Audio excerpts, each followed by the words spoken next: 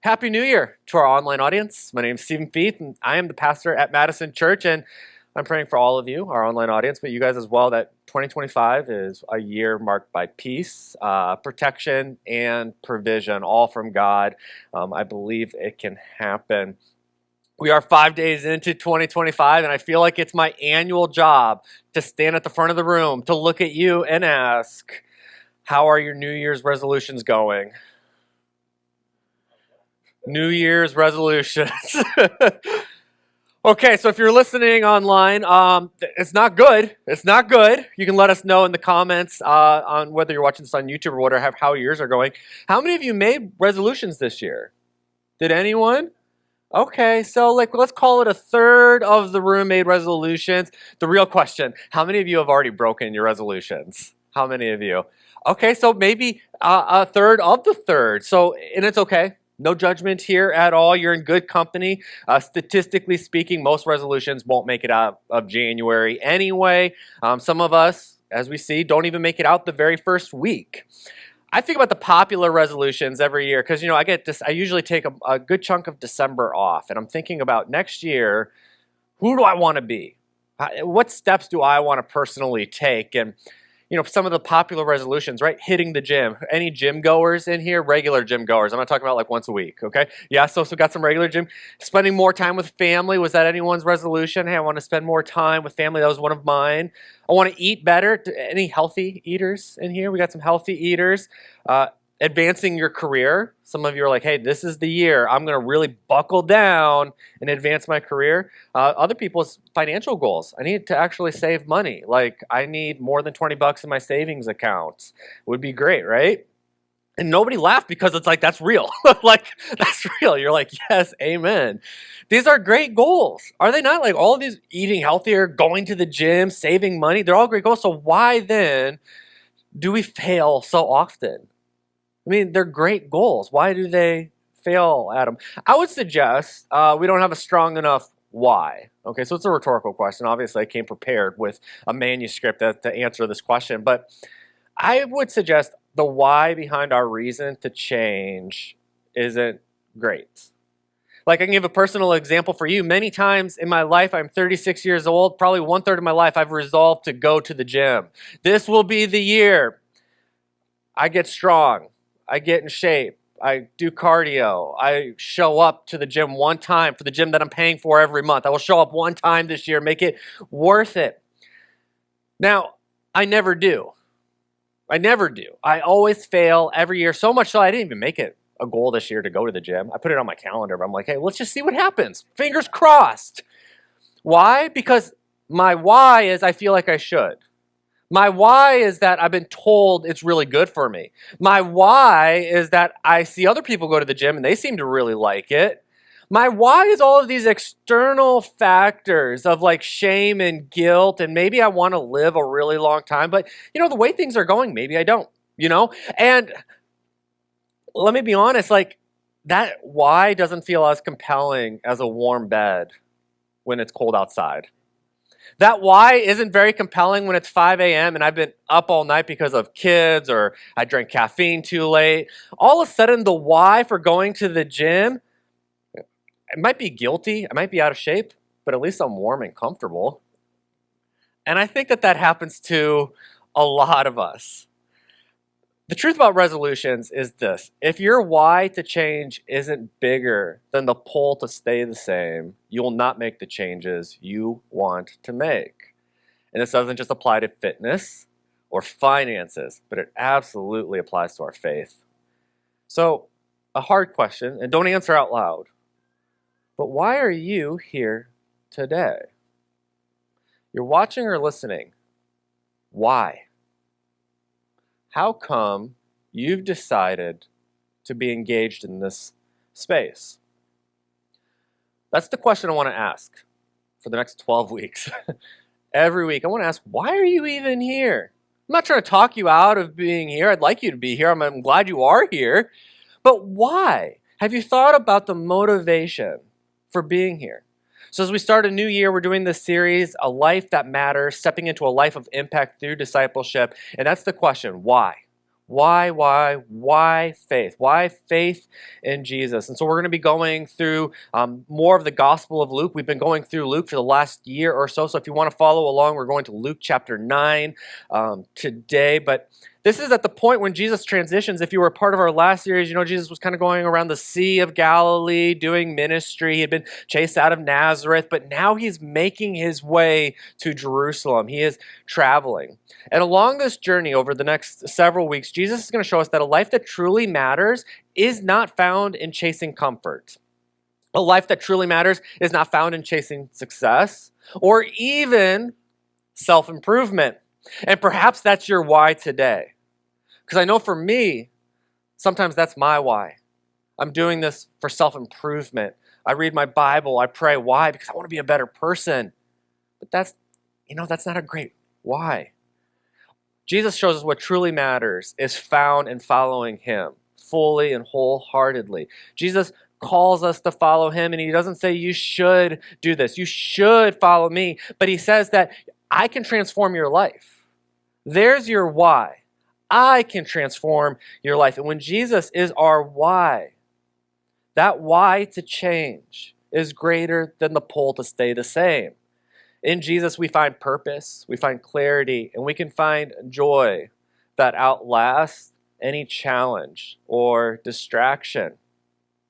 And another question I want you to ask, I don't want this just to be like a time of thinking, but a time of action. I want you to consider, what could you add to your life this year? What could you add to your life this year to follow Jesus more closely? Now, I get you're busy. I get you're already doing a million things. It's also really popular in our society to talk about quitting and saying no. And those are good things. I'm not saying anything bad about that, but I do want you to consider, what is an investment in your faith? What is something you should begin to do that will help your why get stronger as you get more rooted in faith in Jesus? And as you do this, you will find and discover a life that truly matters. Now, I want to let you know that we're starting a new year now, and here in a month or so, we'll be in a season of Lent. And it's at that point we'll be talking about, what do you need to say no to and what do you need to quit? But before we talk about that, I want to examine the table as it is currently set and what is missing from the layout. So we're in Luke 9. Let's start with verse 51, in which Luke writes, as the time drew near for him to ascend to heaven, interesting detail, if you're someone who takes notes and underlines things, underline that, Jesus resolutely set out for Jerusalem. The phrase resolutely set out spoke of intentionality, determination. Jesus was going, come hell or high water, he was getting to Jerusalem. And why? Well, his why is the mission. I mean, we live on the other side of the cross, so we know what happens in Jerusalem. We know about the death of Jesus, the resurrection, and the ascension. But the disciples didn't. They weren't sure. What they knew Jerusalem as was a couple things. They knew, one, it was like a center of worship. You go to Jerusalem, and this is where the temple is, and the temple is where God's presence is. They didn't have a theology like you and I have today, where you can come to Trinity in the basement, or Trinity upstairs, or go to the coffee shop on a Monday, or go to the tavern on Friday night, and God's just there. They didn't have that theology. So you had to go to Jerusalem, go to the temple to experience God's presence. But it wasn't just like this nice, peaceful presence of God. Jerusalem also stood for conflict. Prophets for hundreds of years were rejected. Jesus is going to be killed there. They don't realize it yet. But conflict is also what Jerusalem is about. And the reason I had you, for those of you taking notes or highlighted, I said ascending to heaven. Luke is letting you know, pretend for a moment you don't know how the story ends. Because in the first century, you wouldn't have known necessarily how the story ended. You get this gospel, you've heard these things about Jesus. Remember, Luke sets off to say, you can trust me, and here's how you can trust me, and here's all about Jesus' life. Luke kind of shows a card, and he says it. He goes, before ascending to heaven. Now, you might just read over it because you know how the story ends. But for someone reading this for the first time, they say, wait a second, before he ascends to heaven, which means he's going to die. But that's what he's been talking about this whole time we've been reading Luke, is that it's leading up to this point. And Luke is saying, yes, see, he's been talking about it, and it's about to happen. He doesn't want you to forget that. And like I said, I know we have the benefit living on this side of the cross of knowing what happens. But yet, like them, I think that you and I still face challenges in following Jesus with the same resolve he had in his mission. Jesus had a resolve to go to Jerusalem. He knew what was going to happen, and yet nothing stopped him from doing that. And I wonder how that compares to our own resolve. Do we ourselves have an unwavering obedience to God's will? This passage reminds us that a life of purpose, it's going to require a couple things that don't come naturally. Commitment and courage. Commitment and courage, even in the face of great cost. It's a call to reflect on what Jerusalem represents in your life. What is your Jerusalem? What is God calling you to that you should relentlessly pursue? Come hell or high water. Come death on a cross. Now, for most of us today, that's not what we're walking into. But we are walking into something, and a lot of times it's uncomfortable. And yet what Jesus shows us by his own example, not standing at the front of a room like I am and Jesus saying, hey, you know what, you should have this resolve. He shows us by his example of what he does. Now the story continues down in verse 57. They're going to Jerusalem. As they were walking along, someone said to Jesus, I will follow you wherever you go. That sounds like the right answer. But Jesus replied, foxes have dens to live in, birds have nests, but the Son of Man has no place to even lay his head. What's likely going on here is somebody has heard of Jesus. Jesus has this reputation all kind of over the region. He's coming back, so now people have kind of heard about him. And all likelihood, the person who said this to Jesus had a traditional view of what Jesus was. He's a rabbi, so I will follow behind him during the day. And at night, I'll go home. It's kind of like a job following the rabbi. And what Jesus is saying is, not quite. Okay, foxes and birds, and I don't have a place to lay my head. If you follow me, there is no going home at night. We're going to go all out and crazy. We're going to all of these places. So he's clarifying to this person. He said to another person, come follow me. This time, the invitation made by Jesus. The man agreed, and he said, Lord, first let me return home and bury my father. Seems like a pretty reasonable request.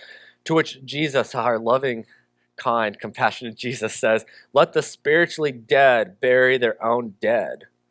Your duty is to go and preach about the kingdom of God. A lot we could unpack here, okay, but we're going to keep reading. Another said, yes, Lord, I will follow you, but first let me say goodbye to my family. I mean, I appreciate the guy shooting a shot, but if Jesus just said no to burying your dad, what do you think the odds are that going home and saying see you later is going to be like oh yeah, you could do that? It ain't happening. Jesus says anyone who puts a hand to the plow and then looks back is not fit for the kingdom of God. If you feel offended, you have that in common with the first audience. They were actually probably more offended than you are right now, because in their society, the family value is higher than our family value in our society. So they value family above everything else. This was a matter of survival for a lot of them. If you abandon your family, what happened when you needed money or food or shelter later on in life? Are you ready to make like a 20, 30-year decision based on something today? And so we can say, Jesus comes and he says, follow me. And then Jesus says these things. What is he trying to communicate? And what he's trying to say is, following me is literal, it's physical, and it's displacing. Following Jesus takes us somewhere else. Leaving homes, families, and jobs to walk alongside him. Now, today, following Jesus is less about physically following Jesus. We didn't follow behind him to Madison, Wisconsin, physically speaking, but following Jesus and walking with him, we ask questions about our priorities, our decisions, and how we live our life on mission. So you may not have followed Jesus physically here, but maybe you came because of a job. Maybe you came because of school. But God opened doors, and by his Spirit, many of you are here for a reason. But the tension still remains. You might be here now and you're doing the things that you know Jesus wants you to do, and yet we still wrestle with putting Jesus above our own comforts, ambitions, and relationships. And the challenge of prioritizing discipleship over competing loyalties is timeless. There's so many things that we always put in front of Jesus. Sometimes it's on accident, sometimes it's on purpose. But it's kind of like me going to the gym or not going. I know I should do this. I know it's good. But my bed is so warm, and I just checked the weather on my phone, and it's 9 degrees out there. And I'm waking Megan up and saying, can you turn the thermostat up? I don't even want to get out of bed to turn the thermostat up. This passage highlights the total commitment required to following Jesus. Discipleship isn't done on a part-time basis. It encapsulates our entire lives, everything between Sundays. Discipleship isn't showing up here every week, every other week, once a year, Easter, Christmas. Discipleship is a radical reordering of our priorities in our lives, where allegiance to Jesus surpasses everything else. Where we follow Jesus and everything else kind of follows him after that. I'm wondering how many in our lives we have a lot of good things, physical health, mental health priorities, boundaries. We have all of these good things in our lives, but where does Jesus in our lives stack up? If we were to make a list and say, I make decisions based on X, Y, Z, does Jesus somewhere fall under the umbrella? Or do these things follow under Jesus? That is the call for us today is to consider. This text reminds us following Jesus means letting go of whatever it is holding us back and moving forward with a single-minded devotion. He now sends his disciples out. The Lord now chose 72 other disciples and sent them ahead in pairs to all the towns and places he planned to visit. These were his instructions to them. The harvest is great, but the workers are few. So pray to the Lord who is in charge of the harvest. Ask him to send more workers into the fields. Now go and remember that I'm sending you out as lambs among wolves.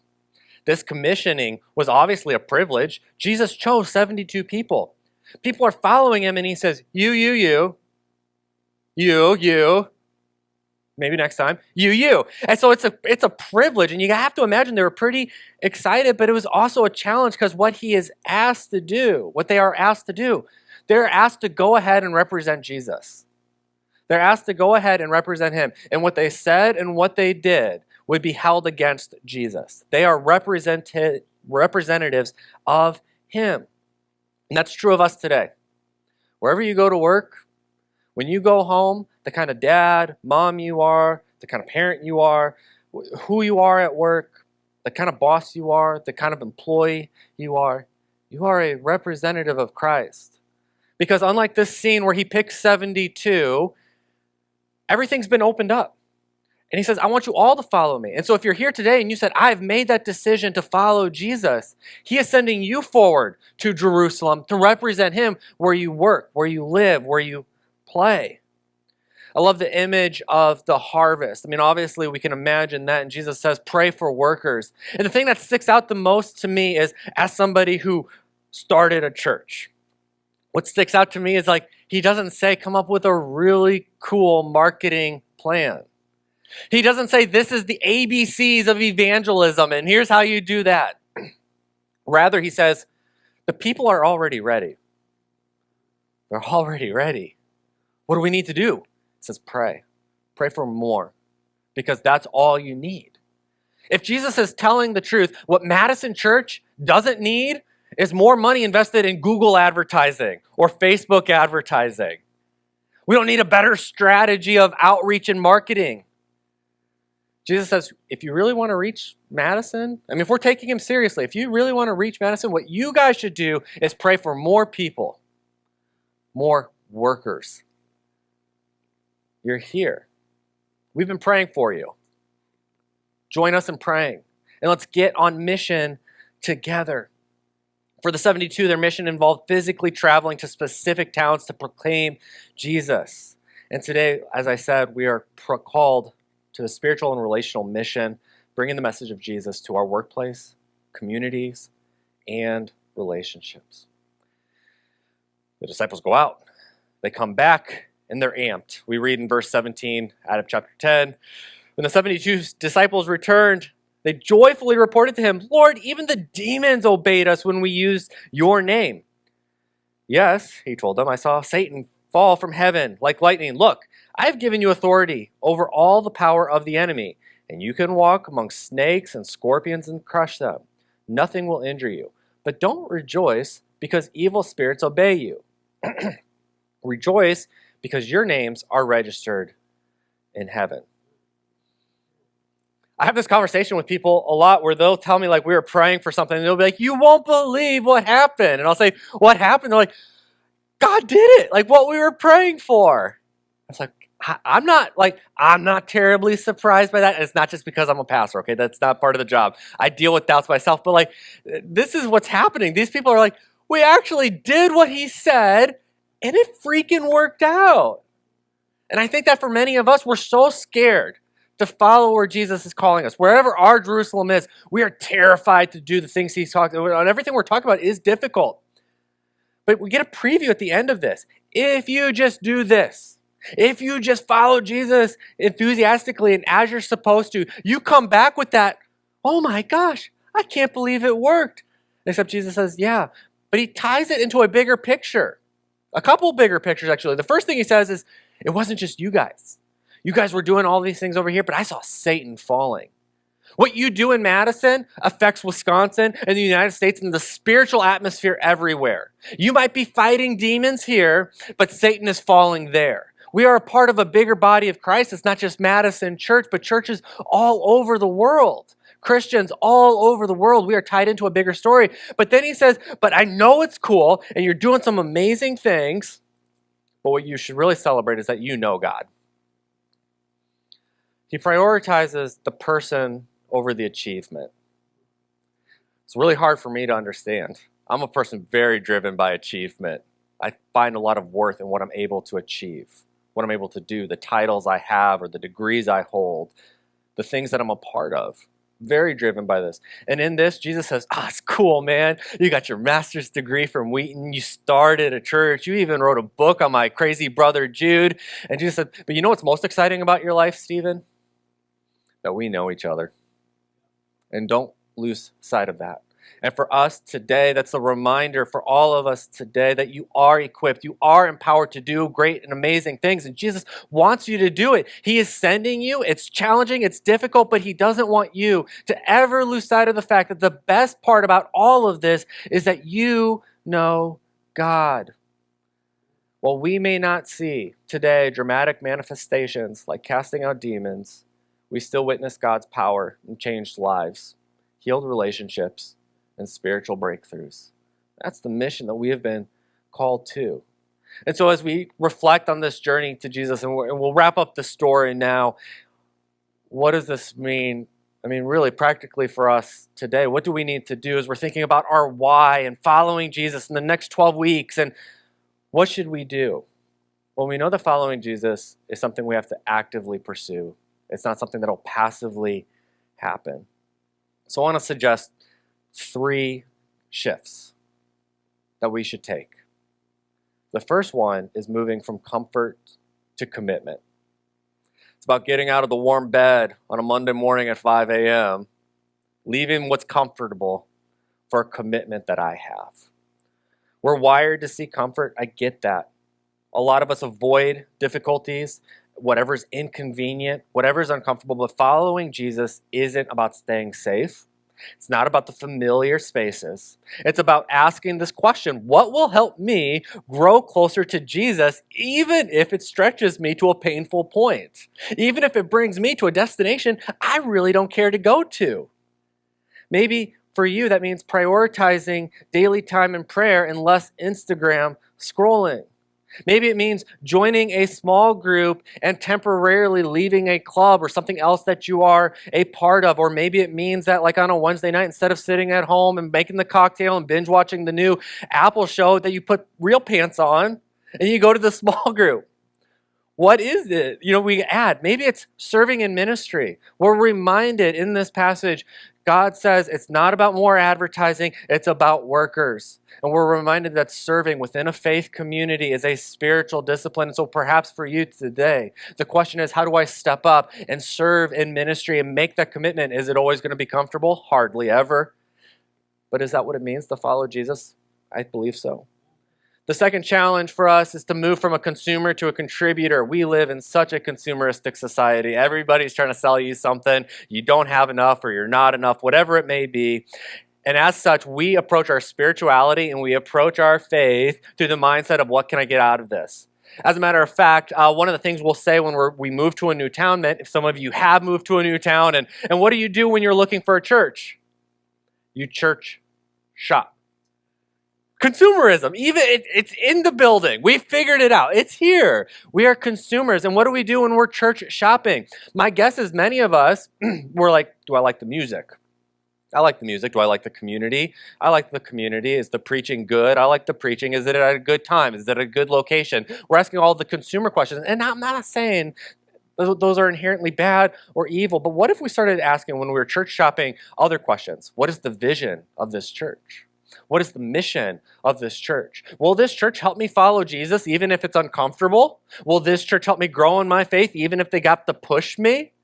Will this church help me participate even if I'm not the most charismatic or I'm not the best piano player in the world or I'm not the best, most patient kids worker out there? Whatever it might be, am I willing to step up? And is there an opportunity for me to do that? The shift here is how can I serve and contribute to God's kingdom? Not just my life, not just my family, but God's kingdom. You're a part of that. We're reminded it in the story. We're part of something bigger and something greater. It's time to get involved. And maybe for you, it's setting aside time. You're a mature Christian. You've been a Christian for a long time. Maybe it's time that you start mentoring a younger Christian who is just getting started. You've been around. You know there are going to be seasons in which things are challenging and difficult. You probably have wisdom for someone like that. It might be offering your time to meet a need. None of us likes helping anyone move, for example. But you know what? Sometimes following Jesus is showing up on a Saturday morning because they offered you some lousy beer and lousy pizza to help them move. And it's totally lost on them that, like, I'm a grown adult with a real salary. I can buy my own cheap beer and pizza whenever I want. But, like, I'm here for Jesus to help you, okay? For some of us, it's about practicing radical generosity. For some of us, it might just be practicing generosity, period. But for those of us who practice generosity already, is our generosity labeled radical? Would you label it radical? Like if everyone knew everything about your finances, would they say, yeah, that's radical, or is it not? The call that Jesus calls us to, the direction he calls us to, is from a consumer to a contributor, and a contributor is marked by radical generosity. And the third shift, all of this comes down really to this. Are we going to be self-focused or are we going to be kingdom-focused? I mean, we live in a culture that tells you to chase personal achievement and self-improvement. A lot of self-improvement. But Jesus invites us to ask, what does God want me to pursue for his kingdom? And that's a shift away from building your brand, your platform, your legacy, in order to seek God's purposes in your life. And when we live for his mission, we discover a life of significance that far outweighs anything we could accomplish on our own. Far outweighs it. These shifts, embracing discomfort, contributing instead of consuming, and focusing on God's kingdom, can change not just your life, but the lives of those around you. I mean, really, I believe that. I'm deeply convicted about that. And so, go back to that first question. Why are you here? Is it out of commitment? Is it to contribute? Is it because you're focused on God's kingdom? See, these are the whys that matter. These are the whys that are greater. And can you envision, and if you have to, you can close your eyes, but imagine the impact in Madison if each of us, every single person in the room, watching, listening online, those who aren't here today but will be here next week, imagine if all of us embraced the challenge to follow Jesus with authenticity, with courage, and with love. Picture a church where every person is focused on living out their faith, not just in belief, not just they check the box. Yeah, I'm a Christian, but in action. We represented Jesus not just in word, but in deed. Together, we'd be a living, breathing example of God's kingdom here in Madison. We'd be just a little picture of what heaven will be like someday. What would it look like? deeper relationships within our church, with your neighbors, built on love and genuine care. Revitalized neighborhoods where hope shines brightly in places once marked by despair. We'd become a city where acts of kindness, compassion, and justice reveal a glimpse of God's kingdom, and that phrase, on earth as it is in heaven. And you might be wondering, you're like, that sounds great, but what's in it for me?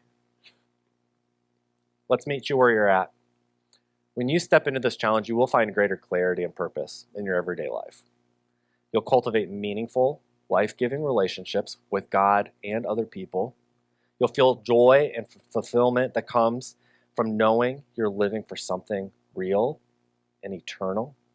And you'll develop the strength and courage to navigate challenges, knowing that you're walking in step with Jesus. So figure out one of those three areas that you're like, you know what, I could grow more in this. I need to say less comfort, more commitment. This week, ask God, what do you want me to add to my life to grow closer to you? Continue to imagine and envision what would happen if we all took this step together, each of us walking toward a life that truly matters, as part of a church that transforms the city around us. Let's begin that journey today.